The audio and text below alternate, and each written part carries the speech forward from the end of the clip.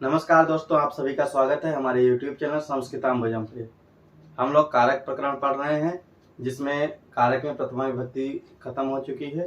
द्वितीय विभक्ति के अंतर्गत हम लोग कर्तुरीप्सितमं कर्म कथितम च तथा युक्तम च अनिप्सितम इत्यादि सूत्रों को पढ़ते हुए गति बुद्धि प्रत्यवसानार्थ शब्द कर्मा कर्मकारामणि कर्ता सड़ौ इस सूत्र को देखा था। इस सूत्र में अड़िजंत और अड़िजंत अवस्था की बात चल रही थी, मतलब सामान्य अवस्था और प्रेरणार्थक अवस्था की बात चल रही थी। तो उसी प्रसंग में हम अगले सूत्रों को 8-10 सूत्र है, लगभग 9 सूत्र है जो वार्तिक है कुल मिला के। उनमें क्या होगा कि उसी जो गति बुद्धि प्रत्यवसानार्थ शब्द कर्मा कर्मकारामणि कर्ता सड़ौ ये सूत्र था, उसी के कुछ इनको अपवाद कह लीजिए, उस तरीके के सूत्र हैं। 3 वार्तिकों के माध्यम से इस प्रसंग को हम और अच्छे से समझेंगे। तो बात वही चलेगी कि साधारण अवस्था मतलब अड़यंतावस्था का जो कर्ता होगा वो अड़यंतावस्था या प्रेरणार्थक अवस्था में क्या होगा, कर्म बनेगा, करण बनेगा, उसी की बात यहाँ पे भी चलेगी। तो प्रसंग बहुत क्लियर है। प्रसंग ये है कि साधारण अवस्था का जो कर्ता होगा, जब हम उसको प्रेरणार्थक बनाते हैं तो क्या बन रहा है, कहीं कर्म बन रहा है, कहीं करण। तो गति बुद्धि प्रत्यवसानार्थ शब्द कर्मा कर्मकारामणि कर्ता सड़ौ इस सूत्र में देखा था कि गत्यर्थक जितनी धातुएं हैं, बुद्ध्यर्थक प्रत्यवसानार्थक शब्द कर्मक और अकर्मक जितनी धातुएं हैं, सभी में जो साधारण अवस्था का कर्ता था वो प्रेरणार्थक अवस्था में क्या बन रहा था, कर्म बन रहा था। तो आइए अगले सूत्रों में देखते हैं कि यहाँ पे क्या स्थिति है प्रेरणार्थक अवस्था में साधारण अवस्था के कर्ता की। तो पहला सूत्र है निवह योन। सूत्र क्या वार्तिक है। हमने बताया था कि उक्तानुक्त दुरुक्ता नाम चिंताकारित वार्तिकम। उक्त अनुक्त और दुरुक्त इत्यादि बातों की जो चिंता करता है वो क्या होता है, वार्तिक होता है। तो हमने कहा था पिछले सूत्र में कि गत्यर्थक जितनी धातुएं होंगी उनकी जो साधारण अवस्था का जो कर्ता होगा प्रेरणार्थक अवस्था में कर्म होगा। लेकिन यहाँ एक अपवादक सूत्र उसका मिल जाता है, निवह योर्न। कहता है कि नी धातु और वह धातु, नी अर्थ नी धातु होती है ले जाने के अर्थ में, वह धातु होती है वहन या करने या ढोने के अर्थ में। तो ये धातुएं भी गत्यर्थक धातुएं ही हैं, ठीक है। तो गत्यर्थक धातुएं हैं तो इनको क्या कहते हैं कि प्रेरणार्थक अवस्था में क्या हो जाना चाहिए था, कर्म हो जाना चाहिए था। लेकिन ये सूत्र कहता है नी और वह धातु भले ही गत्यर्थक धातु है, लेकिन अगर इसकी प्रेरणार्थक अवस्था हम बनाएंगे तो वो कर्म न होके क्या हो जाएगा, करण हो जाएगा, ठीक है। तो ये क्या हो गया, गति बुद्धि प्रत्यवसानार्थ शब्द कर्मा कर्मकारामणि कर्ता सड़ौ के बातों का खंडन कर रहा है। ये कह रहा है कि भले गत्यर्थक धातुओं की आपको आपने बताया था कि अगर साधारण अवस्था का कर्ता प्रेरणार्थक में कर्म होगा, लेकिन नी और वह ये दो धातुएं अगर आ जाती हैं तो वो साधारण अवस्था का कर्ता प्रेरणार्थक में कर्म न होकर क्या हो जाएगा, करण हो जाएगा। जैसे उदाहरण इसका देखते हैं, भृत्य भारम नयति और आप लिख कर लो वहति। एक साधारण वाक्य हो गया, भृत्य भार को क्या करता है, ले जाता है या क्या कहते हैं, ढोता है। तो ये वाक्य साधारण वाक्य हो गया। तो जब इसका प्रेरणार्थक बनाएंगे तो कोई मालिक बना दो किसी को, तो मालिक क्या कहता है, भृत्य या नौकर से भार को क्या करता है, ढोवाता है, ठीक है। तो मान लो कोई करता हो गया, मालिक हो गया मान लो रमेश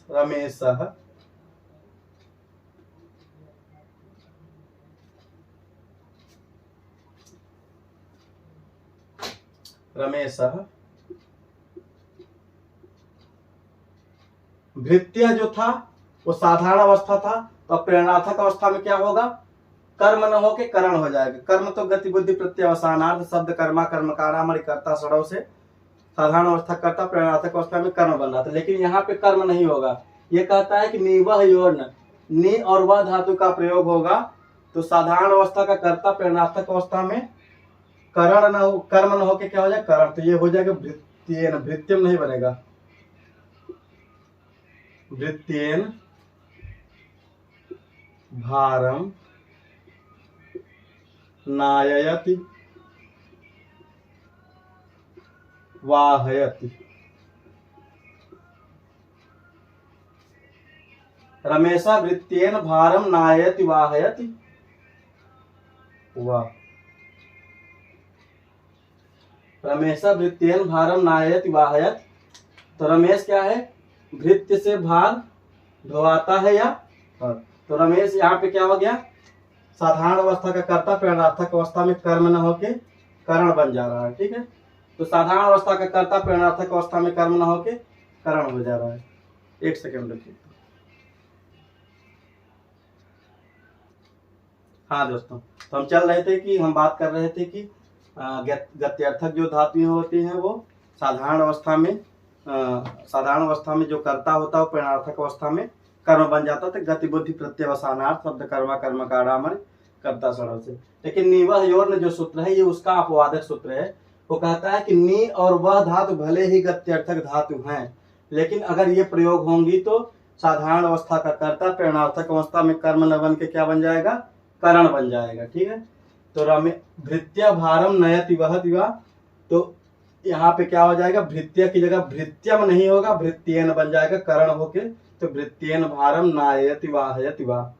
तो नी और वह धातु अगर आपको कहीं मिल जाए तो वहां प्रेरणार्थक अवस्था बनाते समय जो करता है वो करण हो जाएगा। ठीक है, कर्म नहीं बनेगा।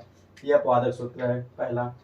तो निवह योर ने क्या कह रहा है कि साधारण अवस्था का कर्ता प्रेरणार्थक अवस्था में कर्म न होके करण हो जाएगा। ये बात सीधी सी है। नी और वह धातु का प्रयोग होने पर, नी धातु वह धातु दोनों गत्यर्थक है, ढोने के अर्थ में है। नायत मतलब ले जाने के अर्थ में, वाहयत मतलब ढोने के अर्थ में। तो ये धातुओं का प्रयोग होने पर साधारण अवस्था का कर्ता प्रेरणार्थक अवस्था में कर्म न होके करण हो जाएगा। तो ये उदाहरण से स्पष्ट है। अगला, इसी में एक बात और, अपवाद का अपवाद मिल गया आपको। नियंत्रिकर्तिकस्य बहेर निषेध। अब क्या ये है, ये कौन सी वाला है, ये कह रहा है कि अगर वह धातु का कर्ता जो है नियंत्रित करता है, मतलब कि वह धातु का जो कर्ता है वो नियंता है, उस वह धातु का क्या है, नियंत्रित कर रहा है। अगर वह, तो वह धातु का कर्ता अगर नियंत्रित करता है तो वहां पे क्या करेंगे, वहेर निषेध। तो वहां पे करण न होके फिर से कर्म हो जाएगा। ठीक है, तो यहाँ बड़ा कंफ्यूजन है। कैसे कंफ्यूजन है, गत्यर्थक धातुओं का मैंने गतिबुद्धि प्रत्यवसानार्थ से बताया कि साधारण अवस्था का कर्ता प्रेरणार्थक अवस्था में कर्म होगा, पहली बात। दूसरी बात, नीवह योर सूत्र आया।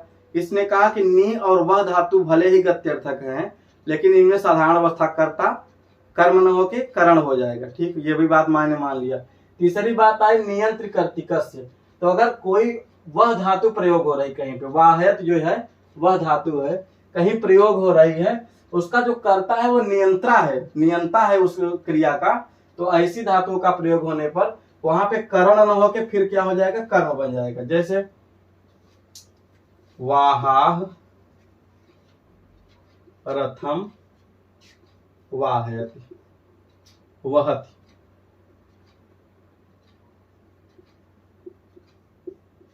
ठीक है, वाहा रथम वहति, ये साधारण वाक्य हो गया। ठीक, इसका जब हम प्रेरणार्थक बनाएंगे तो क्या होगा, सूतः, मान लो कि सूतः जो करता है वो उसकी प्रेरणा से काम है, सूतः। तो यहाँ पे हो जाए वाहन, वाहई न हो के वाहन हो जाएगा। तो वाहन रथम वाहयति। ठीक है, तो वाहा घोड़े रथ को ढोते हैं। यहाँ पे वह धातु का प्रयोग है, साधारण वाक्य, घोड़े रथ को ढोते हैं। लेकिन जब इसका प्रेरणार्थक बनाएंगे तो सूत जो है सारथी है, घोड़ों से रथ को ढोवाता है, ये हो गया।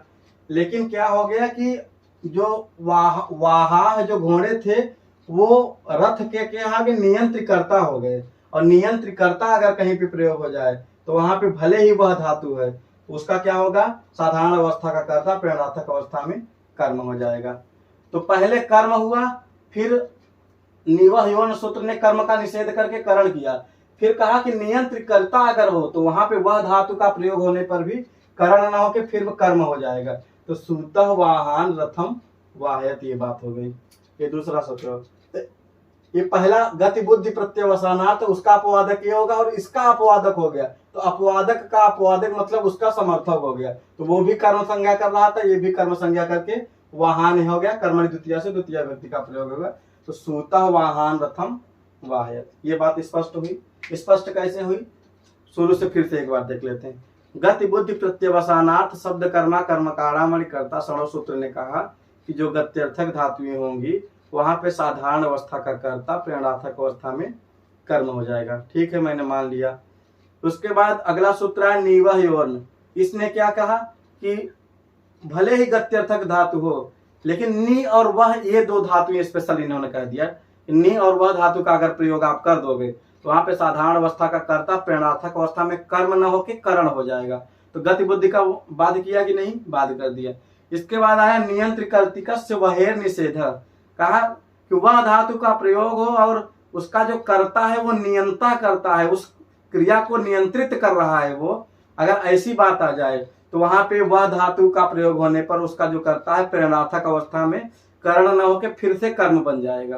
तो इसी तरीके से वाहा रथम वहति सूता वाहन रथम वाहयत, इस तरीके से ये वाक्य बन जाएगा। मुझे लगता है कि ये बात आपको स्पष्ट हो गई होगी।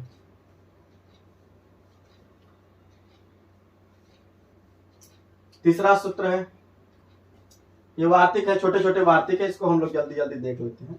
आदि खाद्योर्ण, आद धातु और खाद धातु का प्रयोग होने पर भी हमने क्या कहा था, गति बुद्धि प्रत्यवसानार्थ, मतलब प्रत्यवसानार्थ क्या अर्थ बताया था, खाने के अर्थ में जो धातुएं प्रयोग होंगी वहां पे साधारण अवस्था का कर्ता जो है वो प्रेरणार्थक अवस्था में कर्म हो जाएगा। लेकिन खाने के अर्थ में दो धातुएं आती हैं, आद और खाद।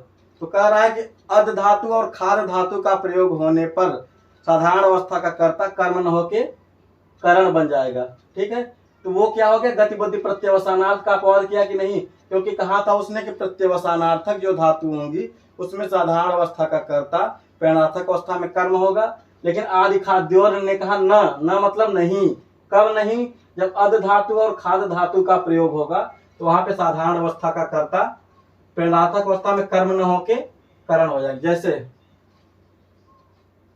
वटुः अन्नम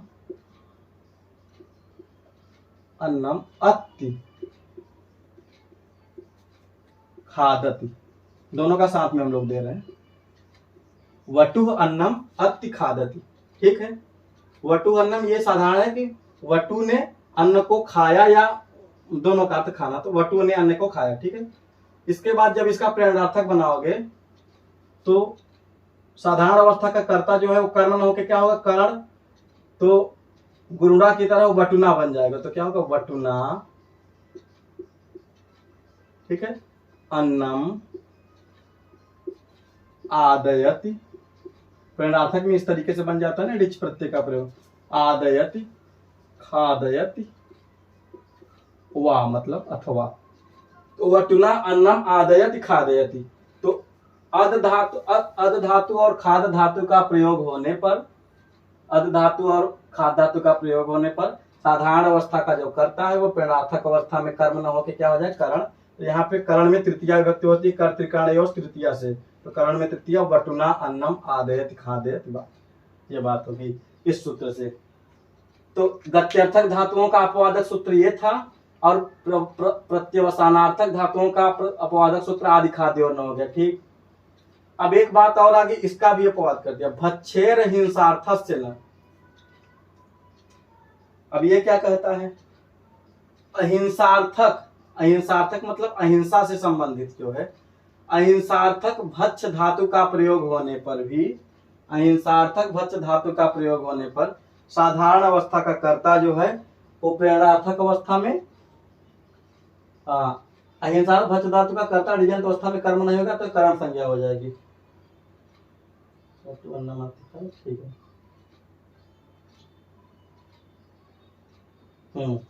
ठीक है, तो ये क्या कर रहा है, भच्छेर हिंसार्थस्य न, मतलब अहिंसार्थक भच्छ, भच्छ मतलब खाना। तो खाना भी दो प्रकार का होता है, किसी को मार के खा जाओ और साधारण खा जाओ। तो अहिंसार्थक मतलब ऐसा खाना आपका हो जिसमें किसी प्रकार की हिंसा न हुई हो। तो अहिंसार्थक भच्छ धातु का प्रयोग होने पर भी साधारण अवस्था का कर्ता जो है वो प्रेरणार्थक अवस्था में कर्म न होके क्या बन जाएगा, करण बन जाएगा। तो वही बात है, यहाँ पे भी बातें सब समान है। यहाँ पे इसने क्या कहा, साधारण नी और वह धातु का प्रयोग होने पर साधारण अवस्था कर्ता प्रेरणार्थक अवस्था में करण हो जाएगा। आदि खाद्यों ने कहा आद अद और खाद धातु का प्रयोग होने पर साधारण अवस्था करता प्रेरणार्थक अवस्था में करण हो जाएगा। भच्छेर हिंसार्थस्य ने कहा भक्ष धातु का प्रयोग होने पर अहिंसार्थक भक्ष मतलब अहिंसा से संबंधित भक्ष धातु का प्रयोग होने पर साधारण अवस्था का कर्ता प्रेरणार्थक अवस्था में करण हो जाएगा। इसका उदाहरण क्या है? बटु अन्नम भक्षयति।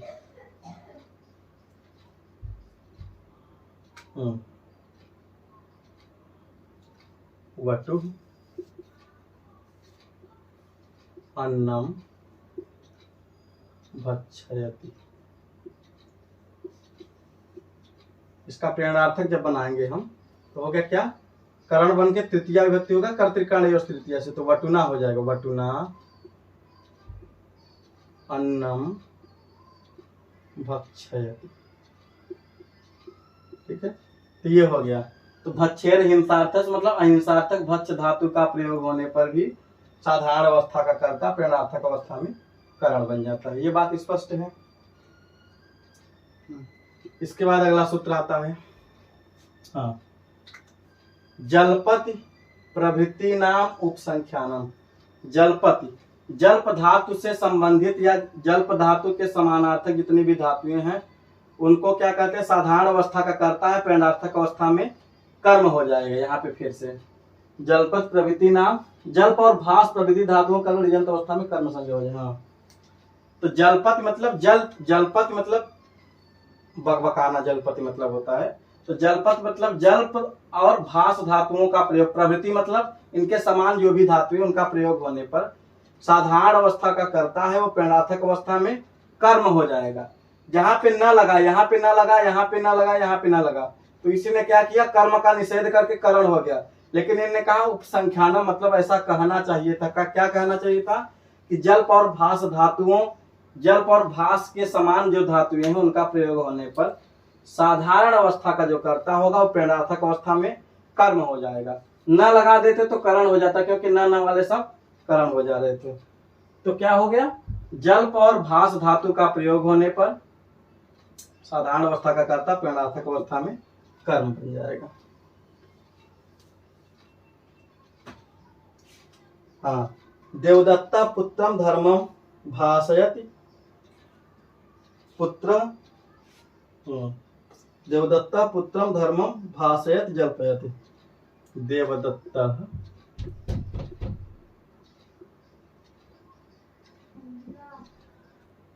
हाँ, तो हम देख रहे थे कि असाधारण अवस्था करता प्रेरणार्थक अवस्था में कर्म हो रहा था।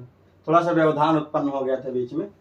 तो हम लोग जलपत प्रवृत्ति नाम उपसंख्यानम इस सूत्र को देख रहे थे। जल्प और भास इन धातुओं का मतलब जलपत जल्प से संबंधित, प्रवृत्ति नाम मतलब होता है उसके समान जो भी धातुएं हैं उनका प्रयोग होने पर साधारण अवस्था का कर्ता प्रेरणार्थक अवस्था में कर्म होगा। ऐसा उपसंख्यान मतलब ऐसा कहना चाहिए था। वार्तिकार कात्यायन ये बात बता रहे हैं। जैसे उदाहरण देते पुत्र धर्मम जलपति भासते, दोनों साथ में लिख दे रहे हैं, अलग अलग वाक्य में न लिख के दोनों साथ। तो पुत्र धर्म को जलपत कहता है या बोलता है, ये ठीक है, पुत्र धर्म को कहता है। अब इसका ये साधारण अवस्था होगी कि पुत्र धर्म को कहता है। इसका प्रेरणार्थक बनाएंगे तो मान लो लिख दो देवदत्त, कोई व्यक्ति है देवदत्त, देवदत्त पुत्र से धर्म को कहवाता है। ये साधारण अवस्था थी। जब प्रेरणार्थक बना देवदत्त पुत्र से धर्म को कहवाता है तो देवदत्त। अब ये पुत्र जो है क्या हो जाएगा? पुत्रम, क्योंकि हमने कहा साधारण अवस्था करता जल्प और भास धातु का प्रयोग होने पर प्रेरणार्थक अवस्था में कर्म हो जाएगा। तो पुत्र बन गया पुत्रम और धर्मम, और इसका कर दो प्रेरणार्थक अवस्था में जलपयति, जलपयति, जलपयति भासयति। ठीक है, तो जल्प और भास धातु का प्रयोग होने पर साधारण अवस्था का कर्ता जो है वो प्रेरणार्थक अवस्था में कर्म बन जाएगा। तो एक बार इन्हीं सूत्रों को फिर से रिवीजन करेंगे। इन चार सूत्रों का थोड़ा सा व्यवधान उत्पन्न हो गया। इन चार सूत्रों का हम लोग बाद में अगली कक्षा में देखेंगे। इनको फिर से थोड़ा सा रिवीजन कर लेते हैं। हमने पहले सूत्र में बताया था कि गति बुद्धि प्रत्यवसानार्थ शब्द कर्मा कर्मकारामणि कर्ता सड़ो सूत्र कहता है कि गति गत्यर्थक बुद्ध्यर्थक प्रत्यवसानार्थक और शब्द कर्म जितनी धातुएं हैं उनका प्रयोग होने पर साधारण अवस्था का कर्ता प्रेरणार्थक अवस्था में कर्म हो जाएगा, पहली बात। अगला सूत्र है नी व हयोर्न, कहता है ये कि नी और वह धातु का प्रयोग होने पर साधारण अवस्था कर्ता प्रेरणार्थक अवस्था में कर्म न हो क्या बनेगा, करण बन जाएगा। पहला अपवाद कर दिया क्योंकि गत्यर्थक धातुओं का उसने कर्म बताया था, इसने क्या कहा, करण हो जाएगा। इसके बाद ये इसका भी अपवाद है, इसने क्या कहा कि नियंत्रित कर्तिकस्य, मतलब कि जो कर्ता है वो नियंत्रा हो, मतलब कि वह धातु का जो कर्ता है वो उसका नियंता हो जाए, तो वहां पे भी क्या करेंगे, करण न करके फिर से कर्म बना देंगे, तो वह है निषेध। तो ये इसका अपवाद हो गया। तो पहले कर्म हो रहा था तो इसने क्या किया, करण किया, तो करण का अपवाद करोगे तो फिर से कर्म हो जाएगा, तो ये हो जाएगा ये।